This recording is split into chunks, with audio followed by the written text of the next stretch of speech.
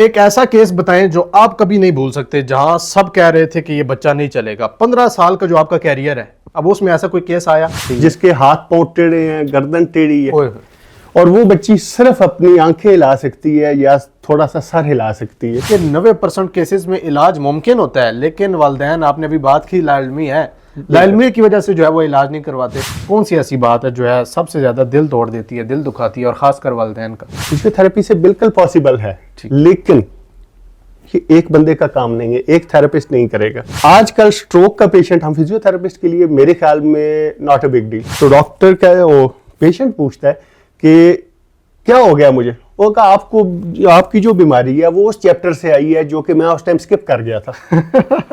पैदाइश के वक्त की मैं बात करूं, हाथ पांव मुड़े हों तो पहले 30 दिन क्यों सबसे अहम होते हैं? अब मैंने ये सुना अहम होते हैं, मुझे पता नहीं है अहम क्यों होते हैं। डॉक्टर मिनहाज साहब, मुझे मोहसिन मिनहाज साहब बताएंगे 30 दिन पहले क्यों अहम होते हैं। क्या एक माँ का खाना पीना, उसकी लापरवाही, दवाइयाँ इस चीज़ का सबब बन सकती हैं, बच्चे के लिए नुकसानदेह हो सकती हैं? आप ऑपरेट करके हाथ पांव सीधे कर देंगे, ऑपरेशन से पहले और बाद में फिर भी फिजियोथेरेपी की जरूरत है। वालिदैन की सबसे बड़ी जिम्मेदारी क्या होती है? अब वालिदैन की जिम्मेदारी आपने बता देनी है ताकि वालिदैन को समझ आ जाए और वो उसको निभाएं। अगर एक बच्चा किसी डिसेबिलिटी के साथ है तो उसकी पूरी फैमिली को थेरेपिस्ट बनना पड़ेगा। वो लम्हा बताएं जब बच्चा पहला कदम चलता है और बतौर डॉक्टर आप क्या महसूस करते हैं, कितनी खुशी होती है? तो वो मायूसी की वजह से अक्सर वालिदैन बीच में से इलाज को स्किप कर देते हैं, छोड़ देते हैं। तो मुझे बताइएगा एंड में नतीजा क्या निकलता है, क्या नुकसान पेश आता है वालिदैन को खास करके? अब मैं बहुत बड़ी बात करने को जा रहा हूँ कि कुछ लोगों के लिए स्पेशल बच्चा एक बोझ भी होता है। उसे पिछले तकरीबन 6 से 7 साल से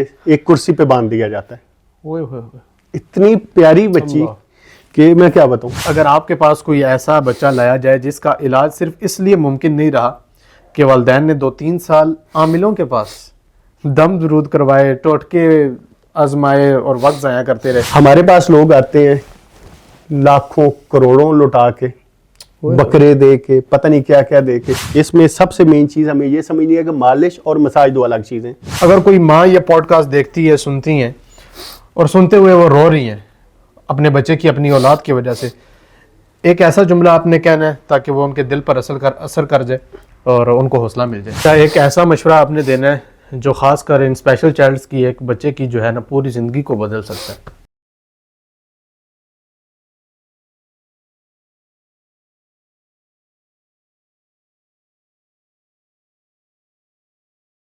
अस्सलाम वालेकुम जी, welcome back to the TQ podcast. It's me Tahawan from TQ podcast. और आज की पॉडकास्ट काफ़ी इंटरेस्टिंग होने जा रही है और बड़ी इंफॉर्मेटिव वीडियो होगी वालिदैन हज़रात के लिए। और मेरी कोशिश भी यही होती है, हमारी नीयत भी यही होती है कि जब ऐसी शख्सियात के साथ बैठना हो तो इनसे कुछ जानने की भी कोशिश करें और इनसे कुछ सीखने की भी कोशिश करें और आप लोगों तक पहुँचाने की भी कोशिश करें। मेरे साथ आज जो शख्सियत मौजूद है, डॉक्टर मोहसिन मिनहाज साहब। अस्सलाम वालेकुम रहमतुल्लाह सर, क्या हाल चाल है, कैसे हैं आप? जी वालेकुम अस्सलाम ताहा भाई, बहुत शुक्रिया आपका कि आपने वालिदैन के लिए और लोगों के लिए एक बहुत ज़बरदस्त इंफॉर्मेटिव एक पॉडकास्ट का इंतज़ाम किया है जी। कि यहाँ से बहुत ज़्यादा लोगों को ट्रेनिंग मिल जाएगी, फायदा होगा जिनके बच्चे स्पेशल हैं या किसी भी किस्म की डिसेबिलिटी के साथ चल रहे हैं। ठीक हो गया सर। अच्छा, पहले आपके बारे में कुछ जानने की कोशिश करेंगे। हमने तो कुछ जाना अभी बिहाइंड द सीन, कुछ ऑडियंस भी जानना चाहेगी। पहले तो ये बताइएगा ताल्लुक आप बेसिकली माशाल्लाह कहाँ से रखते हैं, क्वालिफिकेशन वगैरह डॉक्टर मोहसिन मिनहाज साहब की क्या है, ज़रा बताइएगा। मैं बेसिकली बिलोंग करता हूँ चकवाल से। चकवाल के शहर या गाँव से? चकवाल जेलम रोड पे मेरा गाँव है चताल। माशाल्लाह, ठीक है। और क्वालिफिकेशन मेरी डीपीटी, डॉक्टर ऑफ फिजियोथेरेपी, माशाल्लाह, और डीपीटी के फर्स्ट बैच से हूँ मैं। और तकरीबन फील्ड में अल्हम्दुलिल्लाह 15-16 साल तकरीबन हो गए हैं काम करते हुए। काफ़ी तवील अरसा हो गया आपको तकरीबन। तो अनमैरिड हैं, मैरिड हैं, कितने बच्चे हैं, इस बारे में अगर कोई बताना चाहे? मैं अल्हम्दुलिल्लाह मैरिड हैं, ठीक है जी। और 2 बच्चे हैं माशाल्लाह, मेरे 2 बेटे हैं। अल्लाह पाक की ज़बरदस्त हो गया। अच्छा, सवालात का कुछ आगाज़ करते हैं जो आज का हमारा बेसिकली टॉपिक है। डॉक्टर साहब, मुझे ये बताइएगा, एक ऐसा केस बताएं जो आप कभी नहीं भूल सकते, जहां सब कह रहे थे कि ये बच्चा नहीं चलेगा। 15 साल का जो आपका कैरियर है, अब उसमें ऐसा कोई केस आया तो वो बताएं। इसमें बेतहाशा केसेस आए हैं, बेतहाशा बहुत ज्यादा केसेस आए। हमारी फील्ड ऐसी है कि लोगों को नॉलेज अब आहिस्ता आहिस्ता आके हो गया कि फिजियोथेरेपी चीज क्या है। फिजियोथेरेपी चीज क्या है? पहले लोगों को आइडिया नहीं था, मेरे पास एक बच्ची आई है 12 साल एज, 12 साल एज, ठीक है। सीपी चाइल्ड है। सीपी चाइल्ड का छोटी सी एज से तकरीबन 1 साल की एज से भी आप या उससे भी पहले से आप ट्रीटमेंट स्टार्ट कर सकते हैं, थेरेपीज कर सकते हैं और बहुत ज़्यादा इफेक्टिव होती है। ठीक है। एक बच्ची आती है 12 साल की, ठीक। जिसके हाथ पांव टेढ़े हैं, गर्दन टेढ़ी है, ओए, और वो बच्ची सिर्फ अपनी आंखें हिला सकती है या थोड़ा सा सर हिला सकती है।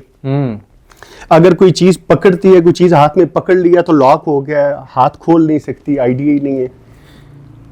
जब वो बच्ची आई है तो उसके वालिदैन से पूछा कि आप लोगों ने बहुत देर कर दी है। तो उन्होंने कहा कि हमें तो सिर्फ एक ही चीज पता है कि ये बच्ची ठीक ही नहीं हो सकती, हमें तो एक ही चीज बताया है, लाइलाज है, सारी जिंदगी की माजूरी है। वो बच्ची तकरीबन 8 महीने बाद, ठीक है, चेयर सिटिंग उसकी हो गई थी। 12 साल और 8 महीने बाद 8 तकरीबन, ठीक है। वो बच्ची हाथ हिलाती है जी, हाथ मिलाती है जी, आपसे हैंडशेक करती है, आपसे बात करती है। वाह, तो नेक होल्डिंग उसकी काफी ज्यादा बेहतर, काफी जबरदस्त। और वो एक ऐसा केस था जिस पे मुझे भी काम करते हुए लग रहा था कि बहुत डिफिकल्ट हो जाएगा, इतनी प्रोग्रेस नहीं होगी। और माशाल्लाह उसकी प्रोग्रेस बहुत जबरदस्त रही और काफी ज्यादा हमें रिजल्ट भी मिला। जबरदस्त। ये एक वो केस है जो आपको खुद भी उसमें इंटरेस्ट था? बिल्कुल ऐसे ही है। ठीक हो गया। अच्छा, मुझे ये बताइएगा डॉक्टर साहब कि क्या वाकई ऐसे बच्चे पैदा होते हैं जिन्हें डॉक्टर देखकर कंफ्यूज हो जाते हैं कि यार व्हाट्स हैपनिंग, ये क्या हो गया? पैदाइश के टाइम पे बहुत कम ऐसा होता है कि एकदम से आपको ये चीज फील हो। अच्छा, उस वक्त नहीं फील होता? बहुत कम केसेस हैं, लेकिन शाज़ो नाज़र कुछ केसेस हैं जिनका आपको पता चल जाता है कि ये अभी से ही इनमें कुछ इशू है। कुछ है जिस तरह सीपी चाइल्ड या कुछ इस तरह होते हैं जी, प्री मैच्योर बेबीज जो है उनके अंदर ये इश्यूज आ जाता है, उनमें थोड़ा सा पता चलता है। लेकिन बाकी बहुत कम चीजें होती है। टाइम गुजरने के साथ साथ जैसे जैसे वक्त गुजरेगा तो फिर आपको पता चलती रहती हैं ये सारी चीजें कि डिसेबल है या नहीं है। जी, बच्चे में किस टाइप की डिसेबिलिटी है, इसका चलने का इशू है, बोलने का है, सुनने का, ये चीजें साथ साथ फिर पता चल जाती हैं। ठीक हो गया। अच्छा, मुझे बताइएगा कि सबसे ज्यादा दिल तोड़ देने वाली बात जो वालिदैन आपको क्लिनिक में, अभी हम मौजूद हैं क्लिनिक में आकर आपको कहते हैं वालिदैन, कौन सी ऐसी बात है जो है सबसे ज्यादा दिल तोड़ देती है, दिल दुखाती है, और खासकर वालिदैन का? वालिदैन को सबसे मेन चीज के इंफॉर्मेशन ही नहीं है, पता ही नहीं है, नॉलेज नहीं है, लोगों को नॉलेज नहीं है। सबसे ज्यादा दिल इस बात पे दुखता है कि आप किसी ऐसे एरिया में हैं जहां इतना आइडिया ही नहीं है, आप अरसे से इलाज भी करा रहे हैं, उन लोगों के पास जा रहे हैं जिन्हें आइडिया है कि ट्रीटमेंट हो सकता है, और फिर 6-6 साल, 8-8 साल, 10-10 साल भी लग जाते हैं, और उन लोगों को प्रॉपर गाइड नहीं किया जा सकता कि एक फील्ड ऐसी है जो कि आपके बच्चे को बेहतर कर सकती है। लोग आते हैं, और दूसरी सबसे बड़ी ये चीज है कि फिर हमारे पास कुछ लोग ऐसे आ रहे हैं, एक बंदा अगर फ्रूट की रेडी लगाता है जी, उसके माइंड में सिर्फ एक ही चीज है कि मैं अपने बच्चे का ट्रीटमेंट करा ही नहीं सकता, मैं तो सिर्फ फल ही बेचूंगा, गंजा नहाए क्या निचोड़े क्या। वो बेचारा क्या करेगा, वो घर की दाल रोटी नहीं पूरी कर सकता। सही है, वो पेट पाले या इलाज करवाए। बिल्कुल ऐसे ही है। अच्छा, मुझे ये बताइएगा डॉक्टर साहब कि क्या ये सच है कि 90% केसेस में इलाज मुमकिन होता है, लेकिन वालिदैन, आपने अभी बात की लाइलमी है, लाइलमी की वजह से जो है वो इलाज नहीं करवाते? 90% मैंने सुना है ऐसे के केसेस ऐसे हैं। मेरे ख्याल में 95% या 99% ऐसे केसेस हैं जो ट्रीट हो सकते हैं, लेकिन लाइलमी बिल्कुल ऐसे ही है। लोगों को बहुत कम नॉलेज है। आप जा रहे हैं, मेडिसिन ले रहे हैं जी। अब हम शुरू से एक चीज सुनते आ रहे हैं कि हम, जिस तरह मैं चकवाल से, एक गांव से बिलोंग करता हूं, हम बचपन से एक ही चीज सुनते आ रहे हैं, यार फलाने को फालज हो गया, सारी जिंदगी की जहीरी आ गई है। बिल्कुल ऐसे ही है, बिल्कुल ऐसे ही है। आजकल स्ट्रोक का पेशेंट हम फिजियोथेरेपिस्ट के लिए मेरे ख्याल में नॉट अ बिग डील, बहुत आराम से थोड़े से टाइम में 4-6 महीने में, 4 महीने 5 महीने 6 महीने में स्ट्रोक का पेशेंट रिकवर कर जाता है, जो कि काफी सीवियर स्ट्रोक होया हुआ है, वो लोग भी रिकवर कर जाते हैं और अपनी नॉर्मल लाइफ में आ जाते हैं। ठीक है। इसी तरह ये बच्चे पोलियो तक के केसेस, पोलियो 100% तो आप रिकवर नहीं हो सकता, लेकिन एक पेशेंट है जो बिल्कुल हैंडीकैप है, वो चल फिर ही नहीं सकता, उसके लिए वॉशरूम तक जाना अगर मोहताजी है जी, मेहनत से वो बंदा इतना कर ले कि अपना अगर कर ले तो मेरे ख्याल में तो बहुत तो उसके लिए बेहतरी है। और ये पॉसिबल है फिजियोथेरेपी से बिल्कुल पॉसिबल है, लेकिन ये एक बंदे का काम नहीं है, एक थेरेपिस्ट नहीं करेगा। उसके लिए पूरी फैमिली को थेरेपिस्ट बनना पड़ेगा। पूरी फैमिली को थेरेपिस्ट बनना है, और वो बहुत आसान है। अच्छा, मुझे ये बताइएगा कि हमारे मुआशरे में लोग कहते हैं कि ये अल्लाह ताला की तरफ से आजमाइश आ गई, खासकर जब जो है वो पैदाइश के वक्त इस तरह का कोई मामला हम देख लें, अल्लाह ताला की तरफ से जो है वो आजमाइश आ गई है, अब कुछ नहीं हो सकता। सर, आप इस सोच को कैसे देखते हैं? ये अल्लाह ताला की तरफ से आजमाइश है, ठीक है, हम उसकी रजा में राजी हैं, हमें कबूल है, लेकिन एज ए डॉक्टर आपकी क्या सोच है? अल्लाह ताला अपने हर बंदे से 70 माओ जितना प्यार करते हैं। बेशक बेशक। एक माँ नहीं चाहती कि उसका बच्चा तकलीफ में हो। वो जो मालिक 70 माओ जितना प्यार करता है, जिससे प्यार करता है, उसे और ज्यादा आजमाएगा। सबसे पहली बात कि आप खुदा की नजर में बहुत कीमती हैं, उसने आपको इस काबिल समझा है कि वो आपको आजमा रहा है, तो फिर उस पर साबित कदम उतरे। आजमाइश बिल्कुल आती है, आप पानी में डूब रहे हैं, अब उसे अल्लाह पाक की आजमाइश समझ के बस डूब लिया जाए, नहीं। हम हाथ पांव मारते हैं। हाथ पांव मारना जरूरी है। आजमाइश ये नहीं है कि जो आ गया बस चुप करके बैठ जाए जी। उस पे आपने उसमें से निकलने की कोशिश करनी है। आपको रास्ता भी दिया जाता है, अल्लाह पाक रास्ते तो बंद नहीं करते। बिल्कुल। एक दर बंद होगा 100 दर खुले होंगे। सो उसमें आप बिल्कुल कर सकते हैं, हर चीज जो है वो सेटल की जा सकती है। जी, ठीक हो गया।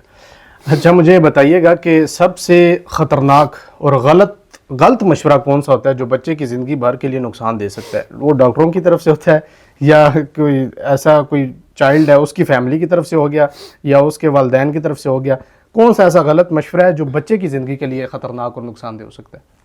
बच्चे की ज़िंदगी के लिए सिर्फ एक ही चीज़ खतरनाक है ना, नीम हकीम खतरा जान, आजकल वो भी है ना, उनकी तरफ से भी खतरनाक हो सकता है। कोई भी एक चीज़ है, उसके लिए आप ज़्यादा से ज़्यादा ओपिनियन लें। ठीक है, मशवरा राय लें। राय लें। आप एक डॉक्टर के पास गए हैं जी, अब एक केस है, मैंने स्टडी नहीं किया हुआ, उस लेवल तक मैं नहीं पहुंच पाया, हो सकता है वैसा केस। सो मेरे लिए एक ही बात है कि वो ठीक नहीं हो सकता, लेकिन कोई ऐसा बंदा है, स्टडी नहीं किया तो कैसे, कोई ऐसा बंदा है जिसके लिए वो चीज नॉर्मल है और रोज देख रहे हैं। बिल्कुल है। हम एक मीम है जो काफी सुनते रहते हैं, एक लतीफ है कि सब कहते हैं कि वो बंदा डॉक्टर के पास जा रहा है और डॉक्टर साहब कहते हैं कि ये बीमारी बिल्कुल नहीं ठीक हो सकती, ये तो बहुत खतरनाक बीमारी है। तो डॉक्टर क्या है, वो पेशेंट पूछता है कि क्या हो गया मुझे? वो कहा आपकी जो बीमारी है वो उस चैप्टर से आई है जो कि मैं उस टाइम स्किप कर गया था। ठीक हो। आजकल जो दौर चल रहा है जी, इसमें हर चीज का ट्रीटमेंट मुमकिन है। दुनिया मरीख पे जा रही है, वाह। आपका 5G चल रहा है, हर चीज बेहतर से बेहतर होती जा रही है, हो रही है। तो फिर हमारा ट्रीटमेंट और ये चीजें भी, टेक्नोलॉजीज बहुत आगे जा चुकी हैं। जबरदस्त, बिल्कुल ये चीज है और ये सब मैनेज हो सकता है। ठीक हो गया। अच्छा, मुझे बताइएगा कि अगर बच्चों की पैदाइश के वक्त की मैं बात करूं, हाथ पांव मोड़े हों तो पहले 30 दिन क्यों सबसे अहम होते हैं? अब मैंने ये सुना अहम होते हैं, मुझे पता नहीं है अहम क्यों होते हैं। डॉक्टर मिनहाज साहब, मुझे मोहसिन मिनहाज साहब बताएंगे 30 दिन पहले क्यों अहम होते हैं? पहले 30 दिन इसलिए अहम है कि आपको एक चीज का आइडिया हो गया। बहुत शाज़ो नाज़िर केसेस ऐसे होते हैं जिनमें पता चलता है आपको स्टार्ट टाइप का इशू है। स्टार्ट में बहुत शाज़ो नाज़िर केसेस हैं जिनमें पता चलता है, आपको पता ही नहीं चलता। अगर आपको पता चल जाता है तो वो जो एक फेज है बच्चे का पैदाइश से लेकर और तकरीबन एक साल तक उसके अंदर इतना जल्दी वो रिकवर करते हैं, क्योंकि अभी बर्थ के बाद बच्चों के मसल्स बहुत जो है ग्रोइंग सेटअप में डेवलप हो रहे हैं, उन्होंने सेटल होना है। उन्हें जितना आप काम करेंगे, जिस साइड पे लेके जाना चाहेंगे वो वहां पे एडजस्ट हो जाएंगे, उन्हें एडजस्ट किया जा सकता है। अगर कोई ऐसी चीज है, हाथ पांव टेढ़े हैं, कोई मसला है, अगर आप वहां पे जज कर लेते हैं फिजियोथेरेपी से रिलेटेड, तो उसे बहुत जल्दी रिकवर किया जा सकता है। आपको एक साल का जो टर्नआउट वो मेरे ख्याल में मिल जाएगा 1 महीने में। इतना फर्क है, वो तो बहुत गोल्डन एज है। मतलब स्टार्ट में अगर आपको पता चल गया तो उसी टाइम इलाज लाजमी करवाएं। बिल्कुल लाजमी करवाएं। साल के अंदर जो है ना वो बिल्कुल ऐसे बहुत ज्यादा रिकवरी। ठीक है। अच्छा, मुझे बताइएगा कि हाथ पांव के मुड़ा होना, क्या ये मसला पहले अल्ट्रासाउंड में नजर आ सकता है? नहीं आ सकता। नहीं, ये पैदाइश के वक्त भी जो है वो बहुत कम केसेस हैं। बच्चा बढ़ना शुरू हुआ है जी, उसकी ग्रोथ स्टार्ट हुई है, अब आपको थोड़े टाइम बाद पता चल रहा है कि भाई इस एज में बच्चे को खड़ा हो जाना चाहिए, लेकिन तकरीबन 1 साल से 1.5 साल की एज में बच्चे ज्यादातर अपना खड़ा होना, क्रॉलिंग करना, खड़ा होना, चीजें तब तक बहुत अच्छी कर रहे थे। ठीक है। अब उस टाइम में अगर आप देख रहे हैं कि आपका बच्चा वीक है, हाथ पांव कमजोर लग रहे हैं, मुड़े हुए हैं, कुछ भी लाजमी नहीं है कि हर केस में मुड़े हुए, उनके अंदर इतने बिल्कुल सीधे हैं लेकिन उनमें इतनी स्ट्रेंथ ही नहीं है कि वो ग्रिप नहीं कर सकेंगे, वो खड़े नहीं हो सकेंगे। तो उस टाइम अगर आपको पता चलता है तो इस चीज को कैसे ऑब्जर्व करेंगे कि स्ट्रेंथ का कैसे हम मालूम करेंगे, कैसे पता चलता है, या ये वक्त के साथ ही पता चलता है? वक्त के साथ साथ पता चल जाता है, पहले हम नहीं इसको गेस कर सकते? इसमें एकदम से गेस नहीं किया जा सकता। जब एक चीज स्टार्ट हो रही है जी, अब आपको बच्चा फीडर होल्ड करेगा, जी। बच्चा फीडर तो छोटी एज में होल्ड करना शुरू कर देता है। अब जब होल्ड कर रहा है तो आपको फील हो जाएगा कि भाई इसके बाजू कमजोर हैं। बच्चा तकरीबन 6 से 7 माह की उम्र क्रॉस कर जाता है तो तकरीबन हम उसे खड़ा करना शुरू कर देते हैं। जी। अब अगर उसकी टांगों में इतनी ताकत नहीं है कि वजन नहीं उठा पा रहा, तो फिर भी उसमें ये है कि आपको आइडिया हो जाएगा। बहुत सारी चीजें हैं जिनसे पता चल जाता है। पता चल, ठीक हो गया। अच्छा, मुझे बताइएगा कि क्या एक माँ का, अब ये सवाल बड़ा कीमती सवाल है, क्या एक माँ का खाना पीना, उसकी लापरवाही, दवाइयाँ इस चीज़ का सबब बन सकती हैं? बच्चे के लिए नुकसानदेह हो सकती हैं, खासकर उनके हाथ पाँव बच्चों के जो मुड़ जाते हैं? नहीं, बिल्कुल भी नहीं। इसका ताल्लुक किस चीज़ से है फिर? ये कैसे, क्यों, किस वजह से हो सकता है? इस चीज का ताल्लुक हो सकता है, सबसे मेन जो सबसे बड़ा रीजन आ रहा है वो कजन मैरिज है। कजन मैरिज है? कजन मैरिज है, ठीक है। अब जिस तरह मैं हूँ, मेरे ननिहाल में हार्ट का इशू है, मेरा ददियाल लिवर के इशू के साथ है। ठीक है। अल्हम्दुलिल्लाह मुझे दोनों है। अच्छा, आपको दोनों है? मुझे दोनों है। मेरा ब्लड प्रेशर भी हाई हो जाता है, मेरा हार्ट का रिदम जो है वो दुरुस्त नहीं है, चीज़ें हैं, फिर मेरा लिवर हीट अप हो जाता है। ये एक नॉर्मल चीज़ है, हमें विरासत में अब वो दौर गए, नस्ल दर नस्ल ये चीज़ ये चलती है। ठीक। कजन मैरिजेस, अब इसके लिए अगर आपको आइडिया है कि आपकी फैमिली में फलां बीमारी है, फर्स्ट कजन में, सेकंड कजन में, आप लोग कोशिश करें कि फिर उसे अवॉइड करने की कोशिश करें ताकि कल को आपकी नस्ल आगे बेहतर हो सके, बेहतर से बेहतरीन हो सके। बिल्कुल ठीक। हमारा कल्चर है कि हम खानदान से बाहर शादी नहीं करते अक्सर। वो चीज अब आके हमारे लिए वबाले जान बनती जा रही है। मेडिकली अगर आप देखें तो उसमें ये एक चीज बेहतर नहीं है अभी आके। ठीक हो गया। अच्छा, मुझे बताइएगा कि क्या हर बच्चे को ऑपरेशन की भी जरूरत होती है? नहीं, ऑपरेशन की जरूरत नहीं। ऑपरेशन के बहुत कम केसेस हैं। फिजियोथेरेपी में बहुत कम केसेस ऐसे हैं जिनमें आपको ऑपरेशन की जरूरत है। ऑपरेशन की बहुत कम केसेस हैं जिनमें आपको ऑपरेशन की जरूरत होती है। फिजियोथेरेपी एक ऐसी चीज है कि मसल्स वीक हैं, जॉइंट्स का इशू है, कुछ भी है, वो सारी हर चीज को बेहतर कर देती है। फिजियोथेरेपी आप देखें कि हाथ पांव का टेढ़ा होना, स्ट्रोक, फालज या लकवा, जी, ये चीजें, मुंह का टेढ़ा होना, मुंह का टेढ़ा होना, इस टाइप की जितनी चीजें थी, जोड़ों का दर्द, मोरों का, ये सारी चीजें, इनका अब मुकम्मल इसमें इलाज भी है और ये सारी चीजें इससे बेहतर हो सकती हैं, लेकिन इसमें टाइम टेकिंग भी है। ये होती फिजियोथेरेपिस्ट की वजह से ही है? ये फिजियोथेरेपी से होती हैं। कोई और मेडिसिन की वजह से? हर चीज, अब उसके अंदर एक चीज है कि हर फील्ड, अब मैं यहाँ पे बैठ के ये भी कह सकता हूँ कि इसका इलाज सिर्फ फिजियोथेरेपी है, लेकिन बाकी चीजों का भी इलाज है। लेकिन फिजियोथेरेपी आपको बगैर किसी ऑपरेशन के, बगैर किसी चीज के बेहतर कर सकती है। ठीक है, बहुत ज्यादा बेहतर कर सकती है। ऑपरेशन जो है उसका भी कुछ केसेस में ऑपरेशन भी इलाज है, मेडिसिन भी इलाज है। हर चीज का एक अपना काम है। तो ज्यादा क्या चीज प्रेफर की जाती है, फिजियोथेरेपी, या फिजियोथेरेपी से वक्त ज़ाया तो नहीं करते लोगों का? नहीं, फिजियोथेरेपी टाइम टेकिंग है। अब कुछ केसेस है ना, टाइम काफी लॉन्ग टाइम टेकिंग है। अब स्ट्रोक का पेशेंट, लेकिन हमारे लोगों में सब्र नहीं है। वो कहते हैं फौरन दवाई ली जाए और फौरन, जैसे अब सर का दर्द होता है फौरन पैनाडोल ले ली और दर्द, वो यही चाहते हैं कि फौरन कल उठ के चलना शुरू हो जाए। बिल्कुल सब्र नहीं है लोगों में। लेकिन वो कहते हैं फिजियोथेरेपी से टाइम ज़ाया हो रहा है। बच्चे जो हाथ पांव टेढ़े होते हैं, जो चल फिर नहीं सकते, उठ नहीं सकते, जी, जो स्ट्रोक के, इस टाइप के जो फिजियोथेरेपी से रिलेटेड पेशेंट है, इनमें 90% केसेस ऐसे हैं कि वहां पे मेडिसिन उस लेवल पे आपको रिलीव नहीं दे रही। अब स्ट्रोक के पेशेंट का किस चीज का ऑपरेट करेंगे? ये बात तो है। एक बच्चा है, उसके मसल्स वीक हैं, आप ऑपरेट करके हाथ पांव सीधे कर देंगे। ऑपरेशन से पहले और बाद में फिर भी फिजियोथेरेपी की जरूरत है लाजमी। अगर आप वैसे नहीं फिजियोथेरेपी करा रहे, अगर आपने ऑपरेट करा लिया है तो आपको फिर तो लाजमी फिजियोथेरेपी की जरूरत पड़ेगी। हर सूरत पड़ेगी। हमारे सर्जन भी रिकमेंड करेंगे ताकि आपके मसल्स आपकी जगह पे सेटल हो। अच्छा, वो भी रिकमेंड करते हैं? बिल्कुल रिकमेंड करते हैं। अच्छा डॉक्टर साहब, मुझे ये बताइएगा कि इस इलाज पर, फिजियोथेरेपिस्ट पर क्या चार्ज आप तो करते हैं, पहले तो ये बताएं, और कितना खर्चा आ सकता है? गरीब वालिदैन अब क्या करें? ये एक सख्त सवाल है आपके लिए। इसमें सिर्फ इतनी सी चीज है जी कि सेंटर जहां पे भी बने हुए हैं, जी उन्होंने अपना सेटअप भी चलाने के लिए फीसेस इसकी काफी ज्यादा भी हैं, हाई हैं, काफी कम भी हैं। डिपेंड करता है कि कौन बंदा कहाँ पे बैठा हुआ है। ओवरऑल इसकी फीसेस इतनी लोकेशन के हिसाब से पैसे ले रहे हैं। मेन जहाँ पे ज्यादातर लोगों का यही है कि जैसी लोकेशंस हैं उस हिसाब से वो वहां पे भी कर रहे हैं, उनके एक्सपेंसेस उस लेवल पे हैं। ठीक है। लेकिन अगर देखा जाए तो इसमें एक गरीब बंदे को बहुत अच्छे से फैसिलिटेट किया जा सकता है। ये अब डिपेंड करता है थेरेपिस्ट पे। लेकिन अगर ना किया जाए तो फिर, फॉर एग्जांपल, अब एक बंदे की इतनी रीच ही नहीं है, वालिदैन है, गरीब है, वो किसी ऐसे बंदे के पास चले जाते हैं जिसकी तो 35,000 से फीस है, वो क्या करे? उन्हें सिर्फ एक चीज सोचनी चाहिए, वालिदैन को नहीं, उन थेरेपिस्ट को, कि हाँ मशवरा दे दे अपने भाई। औलाद कल को अल्लाह पाक ने आपको भी देनी है।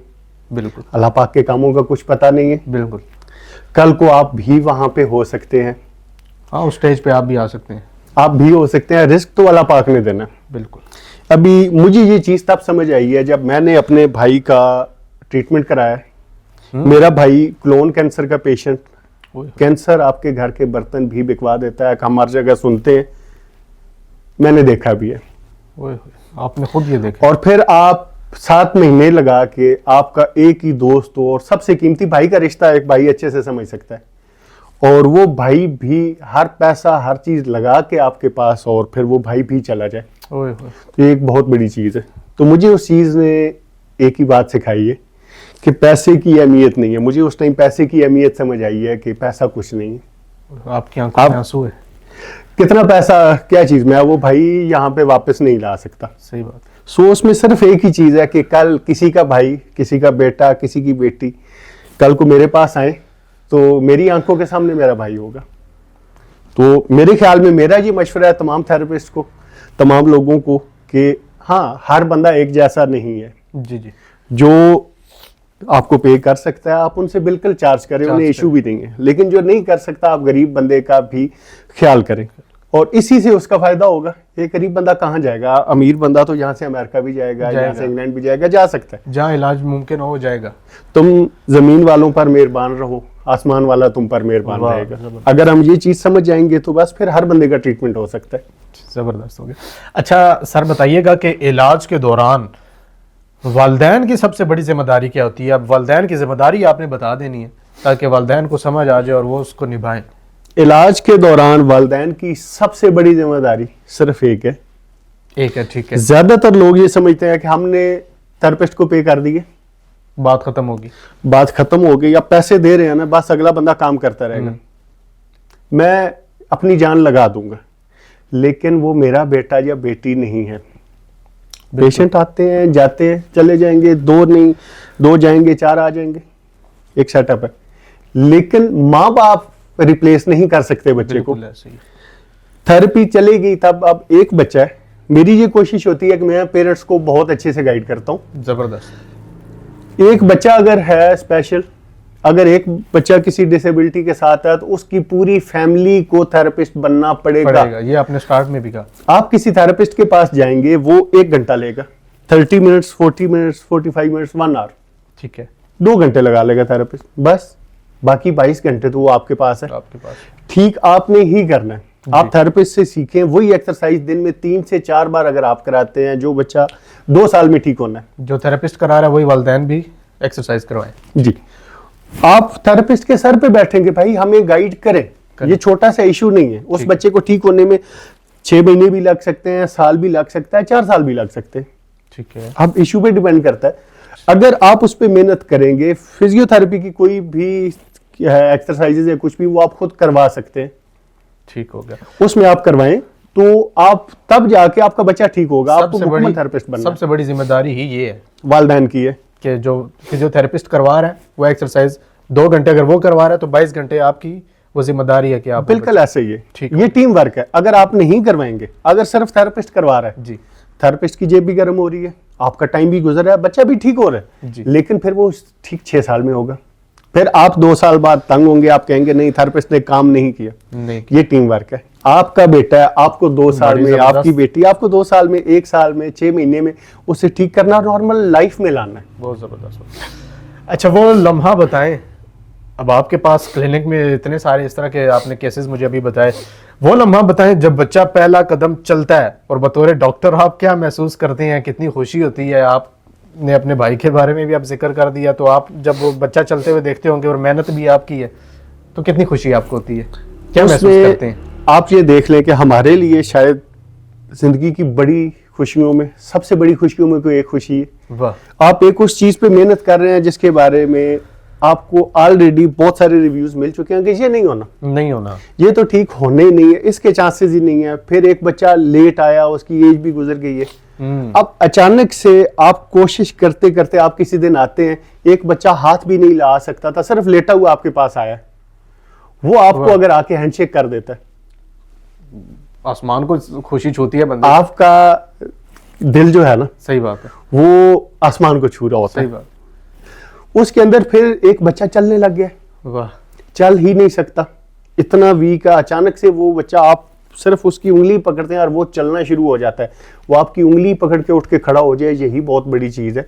और फिजियोथेरेपी से 90% चांसेस होते हैं, 95% चांसेस होते हैं कि पेशेंट इतना ज्यादा बेहतर हो जाता है जी कि उसे फिर आप पेशेंट कह ही नहीं सकते, मतलब वो सेटल हो जाता है। बहुत ज्यादा 100% चांसेस कम होते हैं, लेकिन अप टू 90% चांसेस हैं कि वो नॉर्मल लाइफ में आ जाएगा एक बंदा। बड़ी जबरदस्त बात है, जबरदस्त हो गया।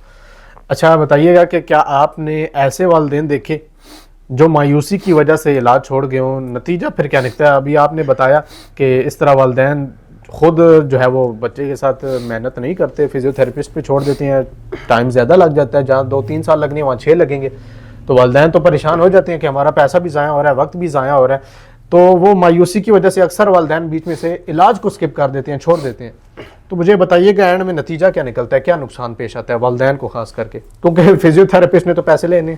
बिल्कुल ऐसे ही है। उसके अंदर हमारे पास कई केसेस हैं, लोग आते हैं, ठीक है, एक नहीं कई केसेस हैं जी। अरे आपने एक बच्चे को, अब मैं बहुत बड़ी बात करने को जा रहा हूं कि कुछ लोगों के लिए स्पेशल बच्चा एक बोझ भी होता है। स्पेशल बच्चा एक बोझ भी होता है।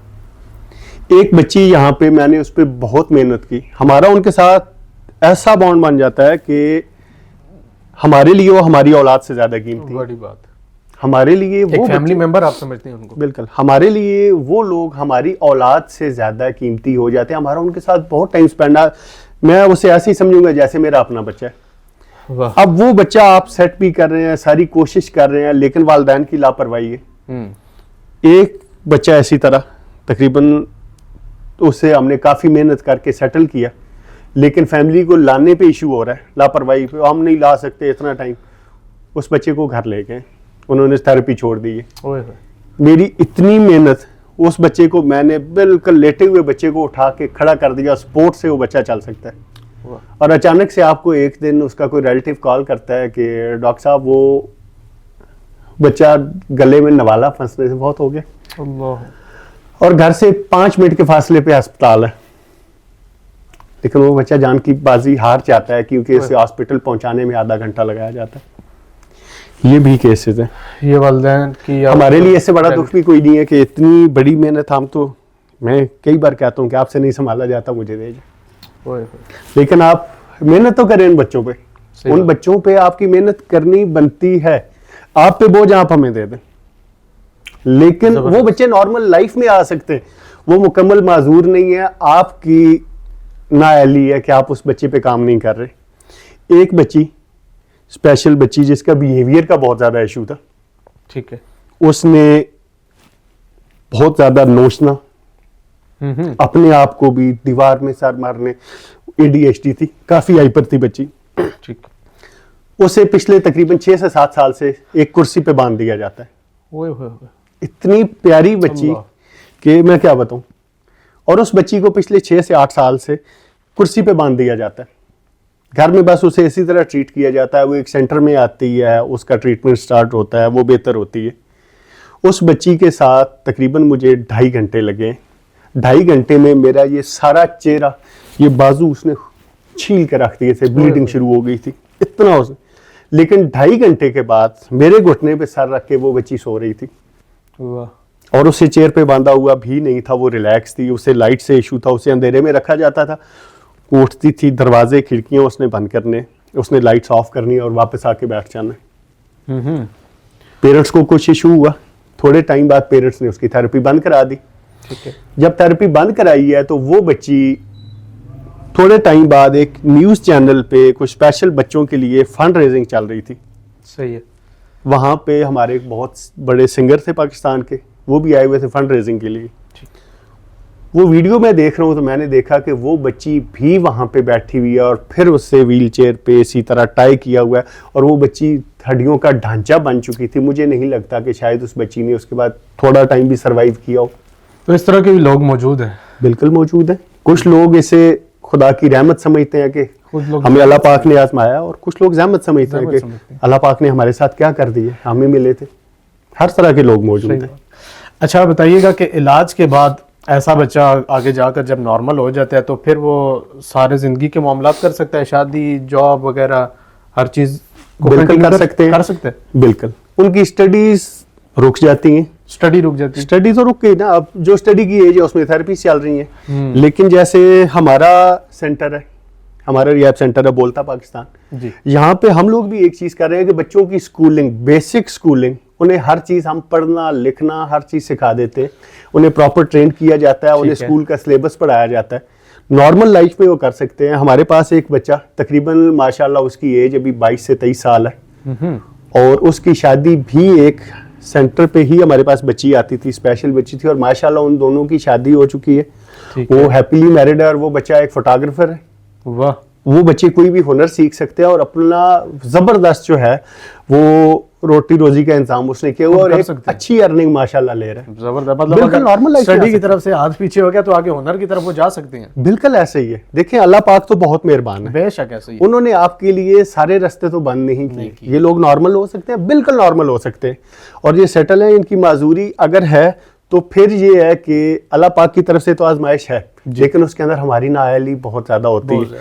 या थेरेपिस्ट किसी वजह से इग्नोर करेगा जी, मैं कहूँ कि नहीं, थेरेपिस्ट तो बिल्कुल नहीं इग्नोर करते, नहीं थेरेपिस्ट भी इग्नोर कर जाते हैं। ठीक है। पेरेंट्स की भी गलतियां दोनों साइडों से हो जाती हैं। ताली एक हाथ से नहीं बजती। दोनों हाथ बराबर होंगे तो फिर आपका काम बहुत बेहतर रहेगा। ठीक है। अच्छा बताइएगा कि अगर आपके पास कोई ऐसा बच्चा लाया जाए जिसका इलाज सिर्फ इसलिए मुमकिन नहीं रहा कि वालिदैन ने 2-3 साल आमिलों के पास दम दुरूद करवाए, टोटके आजमाए और वक्त ज़ाया करते रहे, तो बतौर डॉक्टर पहले तो ये बताइए कि आपके दिल में कितना गुस्सा होगा? नहीं होगा? फिर अफसोस आपको कितना होगा? क्या ऐसे बच्चों के साथ वालिदैन जुल्म कर रही हैं या क्या हो रहा है? खासकर ये जो आमिलों हजरात के पास जो है ना, वो इनको लेके जाया जाता है कि इन पे दम कर दें, बच्चा ठीक हो जाए, करामत। आप जिस टाइप के का इनकारी नहीं हूँ, लेकिन आजकल जो हालात हैं वो आप बेहतर समझते हैं। आप जिस टाइप के माहौल में जा रहे हैं जी, आप जिस टाइप के माहौल में रह रहे हैं जी, मेरे पास, अब मैं डॉक्टर हूँ, मैं मेडिकल के माहौल में रह रहा हूँ, मेरे पास अगर कोई भी बंदा आएगा तो मैंने उसे हर चीज का इलाज मेडिकल से ही बताना है। बिल्कुल बताना है। अब आप किसी ऐसे मुआशरे में, किसी ऐसे माहौल में रह रहे हैं जहाँ पे सिर्फ पीर आमिल और यही चीजें चल रही हैं। आपको सिर्फ एक चीज देखनी है कि अल्लाह ताला की कलाम बरहक है, बेशक है, बेशक। अल्लाह पाक के नाम से बड़ी कोई चीज नहीं है, उसमें शिफा बिल्कुल है, बिल्कुल। लेकिन आपको बाकी चीजें भी करनी है। अब आपको भूख लग रही है, सिर्फ अल्लाह अल्लाह करने से पेट नहीं भरेगा, उसके लिए आपको मेहनत भी करनी है जी। लेकिन अल्लाह अल्लाह करने से ही आपके लिए रोजी के मौके भी पैदा होंगे। बिल्कुल होंगे। आपने हर चीज को साथ लेके चलना है जी। आमिल 2 चीजें जी, एक खुदा के बंदे, एक अल्लाह वाले हैं। अल्लाह वाले के पास से अल्लाह ही मिलता है। बिल्कुल मिलता है ऐसे ही। आमिल के पास से अमल मिलेगा। आपको ये देखना है कि आप जा किसके पास रहे हैं। सही बात। हमारे पास लोग आते हैं लाखों करोड़ों लुटा के, बकरे दे के, पता नहीं क्या क्या दे के, घर में खाने को कुछ नहीं है, लेकिन पीर साहब को बकरा पहुंच रहा है। मैं आप लोगों को आपके प्लेटफॉर्म से लोगों को सिर्फ एक चीज बताना चाहूंगा कि अगर आप किसी ऐसे बंदे के पास जाते हैं, अगर एक खुदा का बंदा खुदा के नाम से आपकी मदद कर सकता है तो वो नजर नजराने का तो मोहताज ही नहीं है। ये बात तो बिल्कुल एग्री है हम। सबसे तो बड़ी चीज, अगर आप किसी बंदे के पास जाते हैं, अब उस फी सबीलिल्लाह कर रहा है, तो फिर तो मेरे ख्याल में 100% मैं इस चीज से एग्री हूं कि वहां से आपको शिफा मिलेगी। हाँ, वो शख्स के लिए भी एक सदका जारी है जो कर रहा है। लेकिन आप जो घरेलू टोटके हैं, हाँ, उसमें कोशिश करें हर चीज चलाएं। अब घरेलू टोटका सबसे मेन चीज हम मालिश करते हैं, हमारे पास बहुत ज्यादा इश्यूज आते हैं मालिश के। अब मालिश और मसाज दो अलग अलग चीजें, ठीक है। इसमें सबसे मेन चीज हमें ये समझनी है कि मालिश और मसाज दो अलग चीजें। सही है। हमारा ये ट्रेंड चल रहा है ऑयल लगाओ, रगड़ रगड़ रगड़ रगड़ के, उसका एक खास तरीकाकार है, वो मसल को डेड कर देगा। मालिश मसल को डेड कर देती है, ठीक है। मसाज एक बहुत बेहतर चीज है। आप अगर कोई बताए भी तो आप ऑयल लगा के सिर्फ हल्का हल्का ऑयलिंग करनी, मसाज करना कि वो डिजॉल्व हो जाए बॉडी में, ये चीज। आप घरेलू टोटके भी करें, आप दम भी कराएं, लेकिन उसका प्रॉपर इलाज भी कराएं। आप अगर मानते हैं दम को, हर चीज को बिल्कुल माने, आप घरेलू टोटके भी ट्राई करें, लेकिन आप उसके साइड इफेक्ट्स भी देख लें। मैं कहूँगी सिर्फ फिजियोथेरेपी के लिए आए जिन्होंने कोई दम नहीं कराना, कोई नहीं, आप हर चीज, आपकी औलाद है, आपका बच्चा, आप उसके लिए बेहतरी की कोशिश करें, लेकिन सिर्फ उस पर थोड़ी सी रिसर्च कर लेंगे ये चीज बेहतरी की तरफ जाएगी या फिर बेहतरी की तरफ नहीं जा रही, नुकसान कर रही है। फिर आपके बच्चे के हाथ पांव टेढ़े हैं, आपका बच्चा ऑटिस्टिक है, ADHD है, आप अगर किसी आमिल के पास चले जाते हैं, वो मार मार डंडे, हमारे पास बच्चे आते हैं सीधा कर देगा, नील पड़े हुए होते हैं, निकलो बाहर, बोलता क्यों नहीं, वो तो चीजें। और वो बच्चे उस तकलीफ से, उस अजियत से गुजर रहे होते हैं कि मैं क्या बताऊं। ऐसे लोगों से आप खुदा रहा बचे, ठीक है। अपने बच्चों पे जुल्म मत कराएं।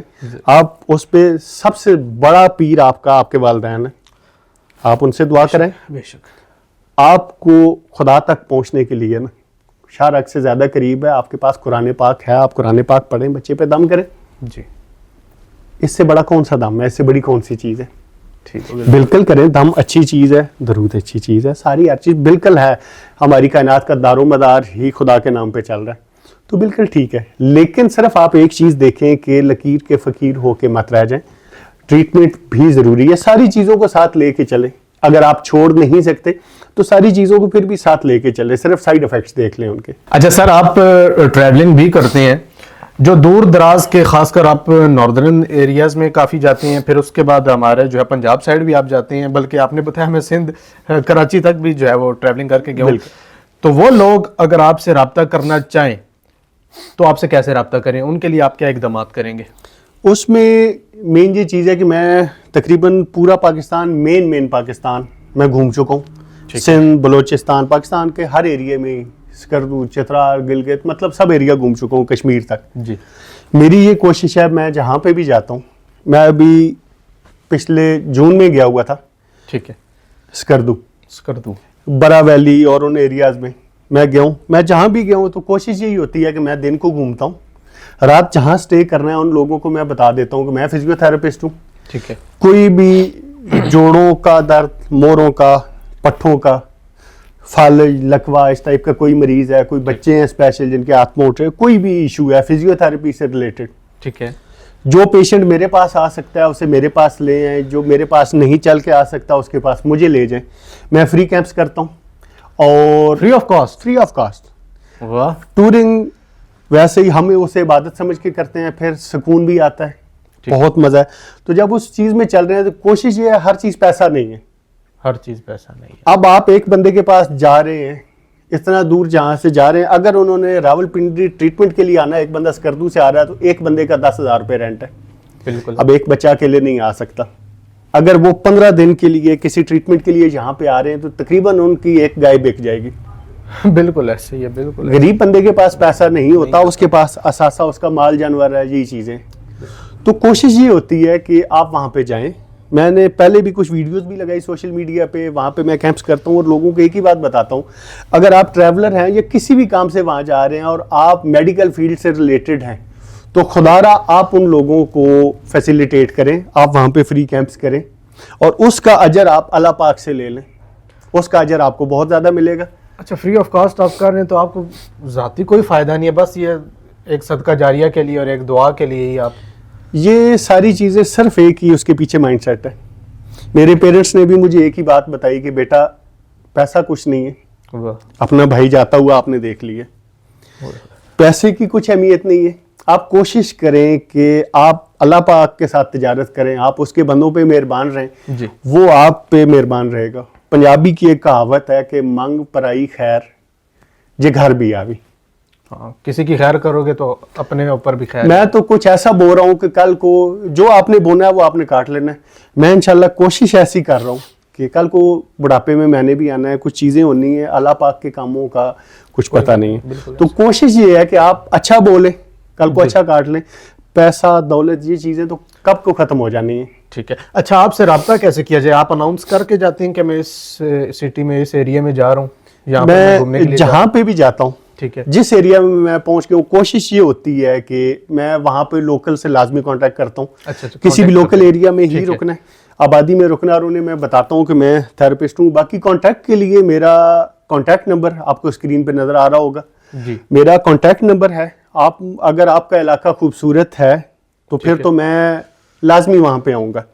अगर कुछ भी इशू या कोई पेशेंट्स भी हैं, अगर ज़्यादा पेशेंट्स हैं तो आप मेरे से कांटेक्ट करें। इंशाल्लाह कोशिश होगी कि मैं प्लान करके आपके एरिया में आऊँगा और मैं वो पेशेंट्स इंशाल्लाह फ्री ऑफ कॉस्ट देखूंगा, कोई मसला नहीं है। टूरिंग पे मैं चार्ज नहीं करता, टूर पे बिल्कुल भी। और अगर डॉक्टर साहब आपको कोई स्पेशल कहे कि यार यहाँ से आप फॉर एग्जांपल कश्मीर आपने जाना है, कुछ स्पेशल कह रहा है जी डॉक्टर साहब मेरे पास आ जाए, फिर आप क्या चार्ज करेंगे या नहीं करेंगे? तब भी उस पे डिपेंड करता है। हम कोशिश करेंगे कि स्पेशल एक पेशेंट के लिए, एक पेशेंट, कोशिश तो ये होती है कि पेशेंट को हमारे पास ले आया जाए। अव्वल कोशिश ये होती है, अव्वल कोशिश तो यही है। अब डिपेंड करता है, वहां पे मैं जाके लोगों को गाइड कर सकता हूँ, चीजें कर सकता हूँ जी।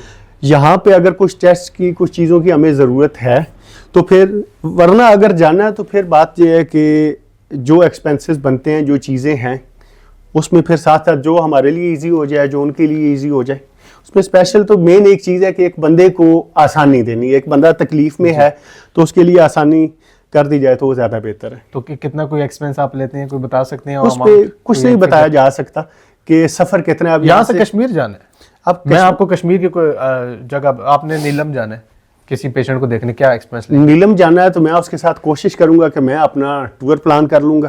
आप बस वहाँ पे जो आपका मज़े का, कश्मीर में तो वाजवान बहुत मज़े का, गुश्ताबे और वो चीज़ें, बस आप हमें पेट भर के खाना खिला दें, बस आपका पेशेंट मैं देख लूंगा। कश्मीर तो जन्नत है, वैसे ही हम जो है चले जाएंगे वहाँ पे। मतलब आपने जहाँ जाना है साथ टूर प्लान कर लेना है और साथ घूमना फिरना भी है साथ। बिल्कुल ऐसे ही हमारे लिए टूर प्लान करना बहुत ईजी है। मतलब रेडी, अगले 5 मिनट में मैं पॉडकास्ट खत्म करके मैं टूर पे जा सकता हूँ। इतने तेज है? हाँ जी। अच्छा बताइएगा डॉक्टर साहब कि अगर कोई हमारी माएँ बहनें भी ये सुन रही होंगी पॉडकास्ट, अगर कोई माँ ये पॉडकास्ट देखती है, सुनती हैं और सुनते हुए वो रो रही हैं अपने बच्चे की, अपनी औलाद की वजह से, एक ऐसा जुमला आपने कहना है ताकि वो उनके दिल पर असर कर जाए और उनको हौसला मिल जाए।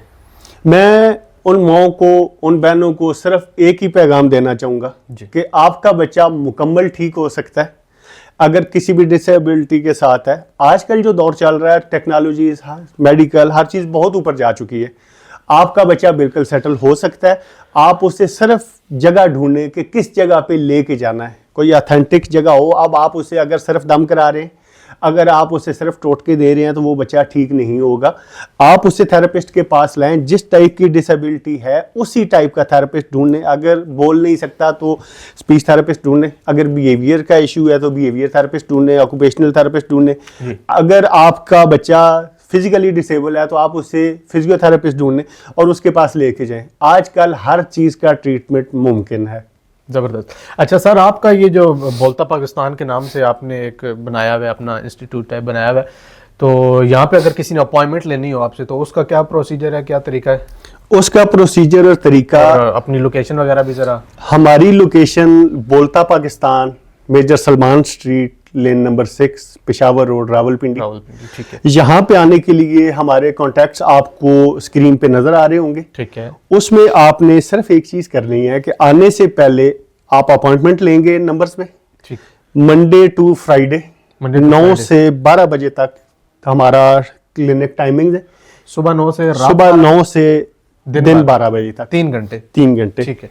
आप अपॉइंटमेंट लेंगे, उसमें जब आपने आना है तो आपके साथ पूरी टीम होनी चाहिए, खास तौर पे अगर फिजियो से रिलेटेड इश्यूज हैं, स्पीच से सारा, तो उसमें आप बच्चे का वालिदैन का साथ होना, वालिद वालदा दोनों का साथ होना लाजमी है। फैमिली के जितने लोग हैं जो मेन एक घर में रह रहे हैं, कोशिश हमारी ये होती है कि सब आएंगे ताकि हम प्रॉपर हिस्ट्री लें। अगर पॉसिबल हो तो दादा दादी, चाचा चाची, जो करीब जितने भी रिलेटिव अगर वो होंगे तो हम उस हिसाब से हिस्ट्री लेंगे और फिर हम उन बच्चों को मुकम्मल ट्रीट कर सकेंगे। पूरी टीम असेस करेगी इतने टाइम में, फिर फैमिली से असेसमेंट होगी और फिर हम देखेंगे उन्हें। ठीक हो गया सर, ज़बरदस्त हो गया। अच्छा, एक ऐसा मशवरा आपने देना है जो ख़ास कर इन स्पेशल चाइल्ड्स की, एक बच्चे की जो है ना पूरी ज़िंदगी को बदल सकता है, एक ऐसा मशवरा दे दें। एक ऐसा मशवरा, सिर्फ एक ही बात है कि आप अपने बच्चों पे मेहनत करें। आपका बच्चा वक्ती तौर पे डिसेबल है, मुकम्मल माजूर नहीं होता।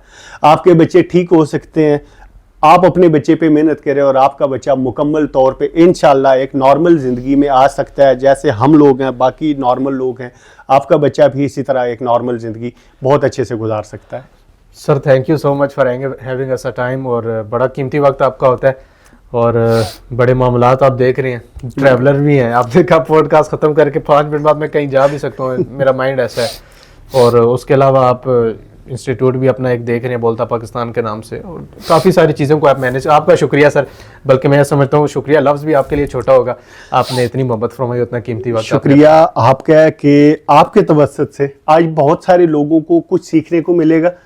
वो लोग जिन्हें अंदाजा ही नहीं था, जो सिर्फ ये समझ के बैठे हुए थे कि ये इसका कुछ नहीं हो सकता, तो उन्हें भी एक चीज पता चलेगी कि ये कुछ भी नॉट अ बिग डील, ये बच्चे ठीक हो सकते हैं, नॉर्मल लाइफ गुजार सकते हैं। और ये भी हमने सुना कि डॉक्टर्स हजरात सिर्फ मशवरे के पैसे लेते हैं, फीस लेते हैं, तो आपने बगैर फीस लिए इतना जो है वो इतना कुछ आपने गाइड कर दिया, इतना बता दिया। तो मेन हमारी नस्ल आने वाली जी, जिसे हमने बेहतर करना है, जिसे हमने ठीक करना है। Sir thank you so much, और इंशाल्लाह दोबारा एक पॉडकास्ट रिकॉर्ड करेंगे। पहले तो ये पॉडकास्ट जाएगी, अगर इसकी हमें जो है वो सेकंड एपिसोड की जरूरत पड़ी तो ये रिकॉर्ड कर दें, वगरना इंशाल्लाह हम जो है वो ट्रैवलिंग के मुतालिक जो है वो आपके साथ गुफ्तगू करेंगे। और जो आपने बैक द कैमरा बड़ी दिलचस्प हमें बातें बताई हैं, इंशाल्लाह उनको भी ऑन एयर हम लेके आएंगे। ठीक है, इंशाल्लाह जरूर। अब आपसे हमारी ये गुजारिश है, टीक्यू पॉडकास्ट के ऑफिशियल यूट्यूब चैनल को, फेसबुक पेज को, टिकटॉक अकाउंट को लाइक, शेयर और सब्सक्राइब करना मत भूलिएगा।